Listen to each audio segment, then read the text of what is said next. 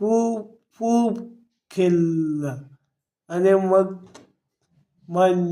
कुत्रा, मांजर, पोपट, गाय सगळे त्याच्याशी खेळाले.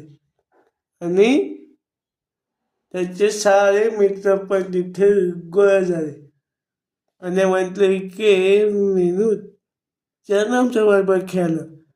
मग ते सगळे खूप खूप खेळले आणि त्या दिवसापासून मीनू एकदम बदलला, खूप बदलला. तर या गोष्टीतून आपल्याला असं शिकायला मिळतं की नेहमीच सच्च राहायला पाहिजे, कधी आलस करायला नाही पाहिजे आणि सच्च राहायला पाहिजे आणि आलस नाही करायला पाहिजे. अशी होती आलसी मीनू याची गोष्ट.